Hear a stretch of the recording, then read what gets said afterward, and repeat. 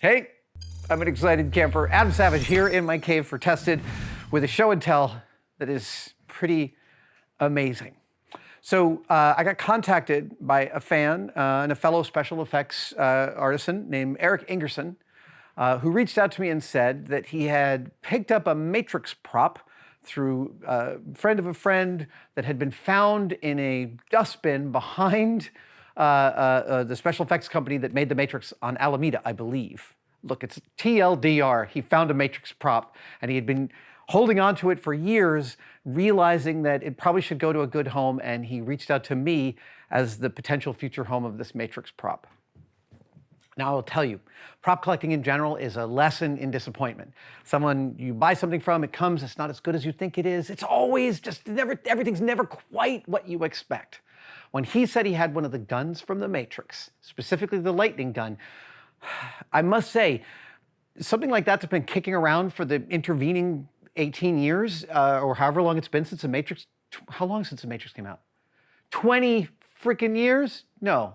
Yes, 20 years. Oh my God. Okay. Something that's been kicking around that long is not going to be in great shape. That's just what you've got to expect. It's got to have been beaten by children and no one's been paying attention and parts have fallen off. No. He brought it over this afternoon, and I'm here to tell you that this is a freaking masterpiece. This is the lightning gun from the Matrix.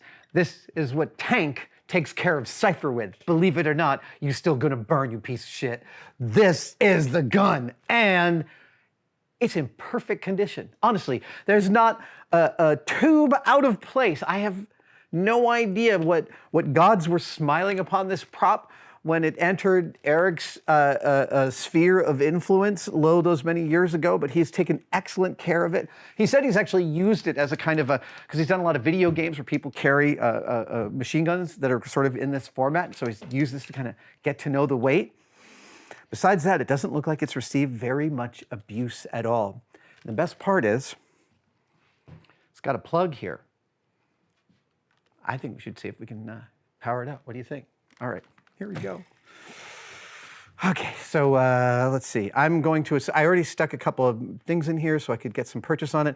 I see a white line on the wiring here, so I'm just going to assume that that is positive. All right. Let's see. We're going to turn it on low, 2 volts, and we're going to turn it up.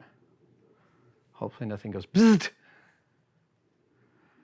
I'm assuming 12 volts. Almost all films run on 12 volts. All film props, so much of everything that I did was 12 volts. So I'm just gonna slowly turn it. Oh, okay.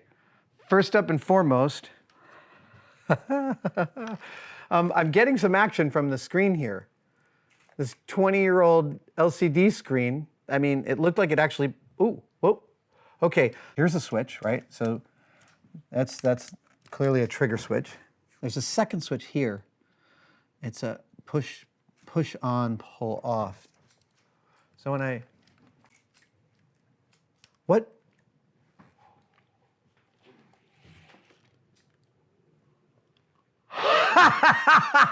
"20 years old, still functioning."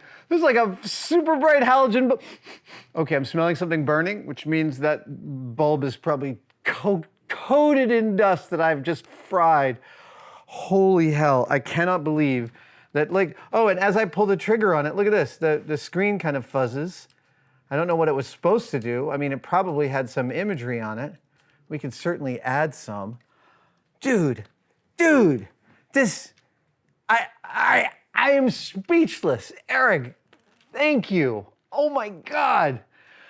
The other thing that you don't know is that in the Matrix films, there are a lot of really cool things. There's like the sighting device that they used to find the bug inside Neo.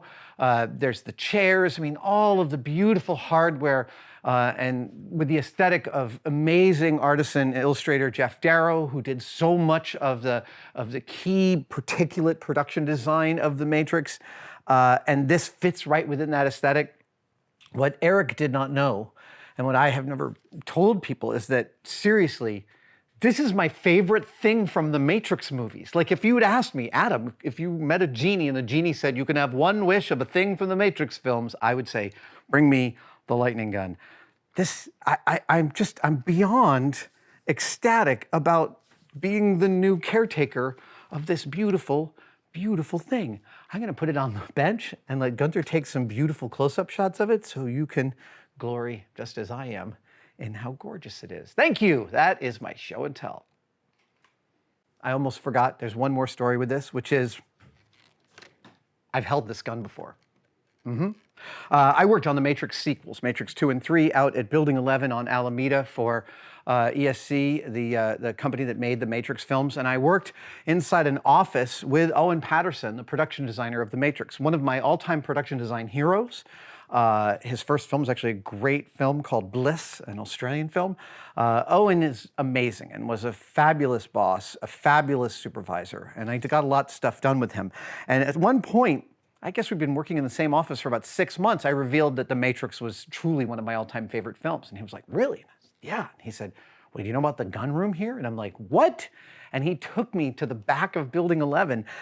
And there was like, I can't remember, 5 or 6 of these up on a rack. I spent the afternoon like holding everything that I could hold in that room. So I believe that this is the second time we've met.